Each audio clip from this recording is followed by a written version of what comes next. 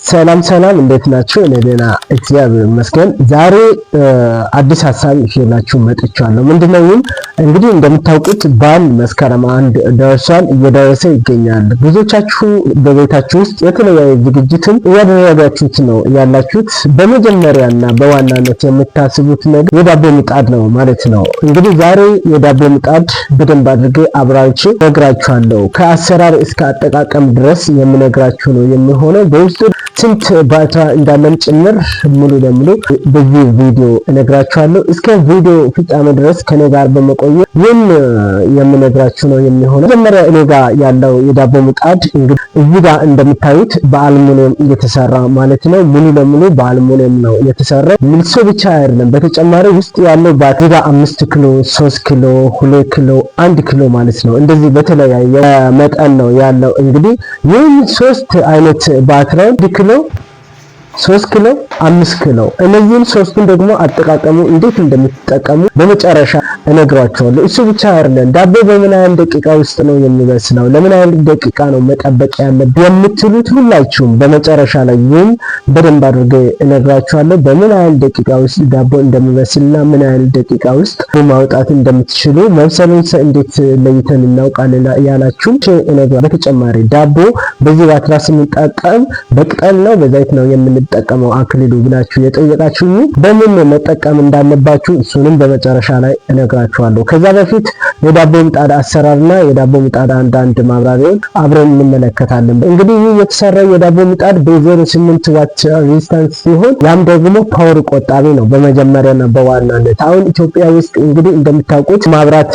ጭማሪው በጣም ሃይ ሆኗል። ብዙ ሰው እንግዲህ ማብራሪያም ይገኛል ማለት ነው። በጣም የማብራት ዋቱ ጨምሯል። አሁን በአዲስ ቆጣሪ ከመጣ ጀምሮ ኤስቴስ ቆጣሪ እንደምታውቁት ሁሉም ቦታ እየገባና ሁሉም ቦታ ተደራሽነት እያገኘ ይገኛል። በዛ ምክንያት እያንዳንዱ ማይክሮ ሰከንድ የምትጠቀሙት ኪሎዋቱ እንግዲህ እየቆጠረ ነው የሚሄደው ማለት ነው። በቤታችሁ ውስጥ የምትጠቀሙት ማቴሪያል አገባብ መጠቀም የማትችሉት በጣም ይቆጥራል። እንግዲህ ያ እንዴት ማስተካከል እንዳለባችሁ እነግራችኋለሁ።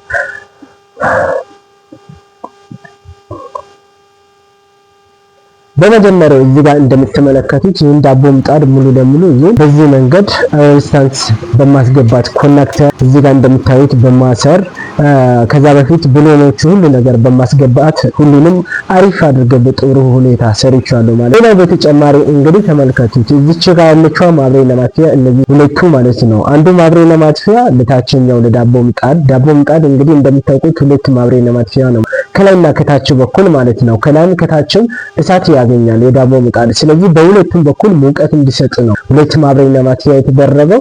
እንግዲህ ሁለቱም በተመሳሳይ ሰዓት አይደለም የሚበራው ማለት ነው። አንደኛው መጀመሪያ የታችኛው ይበራል። የታችኛው መጀመሪያ ታበራላችሁ፣ ምክንያቱም ከታች በኩል ዳቦ ኩፍ እንዲል የታችኛው ማብራት በጣም ያስፈልጋል ግዴታም ነው። ስለዚህ የታችኛው ነው መጀመሪያ የምታበሩት። ቀጥሎ ደግሞ የላይኛውን ነው ማብራት ያለባችሁ። ከምን አይነት ደቂቃ በኋላ ነው ካላችሁን ደግሞ እነግራችኋለሁ። ተከታተሉ በደንብ አድርገ እሱንም አብራርቻለሁ። ሌላው ቀጥሎ ደግሞ 3 ኪሎ ውስጥ ሆኖ 1 ኪሎ 3 ኪሎ ባትራ ላይ 1 ኪሎ ማስገባት እንግዲህ አስፈልግም። ምክንያቱም ከላይ በኩል ዳቦ ምጣድ ላይ ከላይ በኩል እዚች ጋር እንደምታዩት ሬዚስታንስ ነው ያለው። ያ ሬዚስታንስ ባትራው ሲነካ አንድ መንዘር ነገር አለ፣ ሁለት ዳቦ ይዘው ቆርሶ መስቀረት ነገር አለ። ስለዚህ ከዛ እንድትጠነቀቁ 5 ኪሎ የምትጋግሩት ከሆነ 3 ኪሎ ውጪ ይቀመጣል። 3 ኪሎ የምትጋግሩት ከሆነ 5 ኪሎ ውጪ ይቀመጣል። ስለዚህ ሶስቱ ባትራ ውስጥ ሁለት ውጪ ተቀምጠው አንዱ ነው ከዳቦ ጋር ውስጥ የምታስገቡት ማለት ነው። ሌላው ደግሞ ይሄ ባትራ እንደምታዩት አልሙኒየም ነው። አልሙኒየም ስለሆነ ዳቦን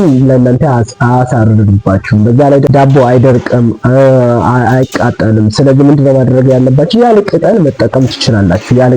ያለ ቅጠል መጠቀም ትችላላችሁ። ዘይት መጀመሪያ ዘይት በደንብ ዙሪያውን ዘይት ትቀባላችሁ። ከዛ በኋላ ያለ ቅጠል እንግዲህ መጠቀም ትችላላችሁ። ያኔ ይህን የመሰለ አሪፍ ዳቦ ማጋገር ትችላላችሁ። ዳቦ ብቻ አይደለም በዚህ ምጣድ ላይ በነገራችን ላይ ኬክ፣ ኩኩስ የተለያዩ ነገሮች ነው መጠቀም የምትችሉት። በቤታችሁ ውስጥ ቀለል ያለ በዚህ ዳቦ ምጣድ ማዘጋጀት ትችላላችሁ። እንግዲህ የተለየ አማራጭ ነው ያለው። ብዙ ነገር ነው መስራት የምትችሉት። ለብዙ ነገር ነው የሚያገለግለው። እንደምታውቁት ነው በዓል ሲደርስ ዳቦ ምጣድ ያስፈልጋል። አሁን ደግሞ በመጨረሻ ላይ አጠቃቀሙ እንዴት ነው ካላችሁኝ አጠቃቀሙ እነግራችኋለሁ። ዳቦ ምጣድ እንግዲህ መጀመሪያ የታችኛውን ታበራላችሁ ለምን ያህል ደቂቃ? ለ15 ደቂቃ። የታችኛው ማብሪያና ማጥፊያ ትከፍታላችሁ። የታችኛው እንደበራ እየበራ ቁጭ ብሎ 15 ደቂቃ መጠበቅ ይኖርባችኋል። እንግዲህ 15 ደቂቃ ትጠብቃላችሁ። 15 ደቂቃ በኋላ የላይኛው ማብሪያ ለማጥፊያ ታበራላችሁ። የላይኛው ማብሪያ ለማጥፊያ ሲታበሩ እንግዲህ ለ25 ደቂቃ ትጠብቃላችሁ።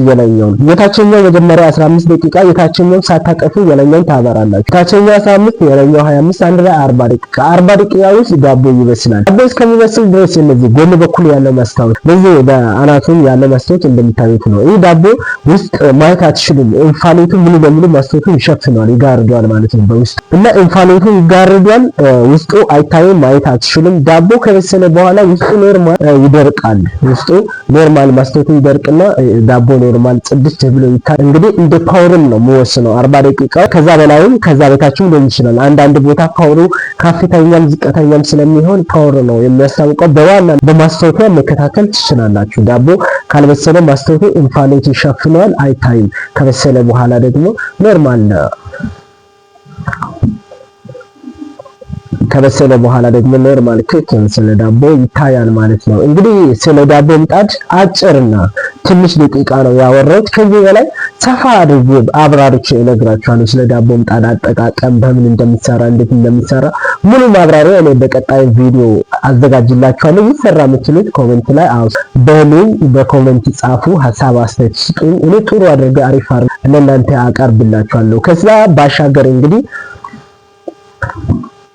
አሁን እንደነገርኳችሁ እኔ ጋር 5 ኪሎ፣ 3 ኪሎ፣ 2 ኪሎ፣ 1 ኪሎ፣ 4 ኪሎ ለገበያ የምትፈልጉት ደግሞ 6 ኪሎ። ብዙ ሰዎች ለገበያ እንግዲህ በዓል ሲደርስ ትጠቀሙታላችሁ። ለበዓል ለገበያ የምትጠቀሙ ሰዎች እኔ ጋር ማዘዝ ትችላላችሁ። ሁሉም አለ። እሱ ብቻ አይደለም። እሱ ብቻ የዳቦ አለ፣ የዳቦና እንጀራ አንድ ላይ ያለው አለ ማለት ነው። ሶስት ማብሬ ለማጥፋት እዚህ ጋር እንደምታዩ የዳቦና እንጀራ ነው አንድ ላይ አዘጋጀው። ዋጋው ተመጣጣኝ ነው። በማምጣት መግዛት መጠየቅ ትችላላችሁ። እዚህ ጋር ባለው ስልክ መግዛት ፈለጋችሁ ደውሉልኝ። አክሊሉ ኤሌክትሪሻን ነኝ። በማንኛውም ሰዓት የሚያስፈልገው ነገር ካለ በዚህ ቪዲዮ በሌላ ቪዲዮ በምትከታተሉት ኮሜንት ላይ ሀሳብ አስተያየታችሁ ብትሰጡ እኔ ለማንኛውም ጥያቄ መልስ ለመመለስ ዝግጁ ነኝ። በዛ ሀሳብ ተንተርሼ ደግሞ ሌላ ቪዲዮ መስራት ሀሳብ አስተያየታችሁ ይረዳኛል።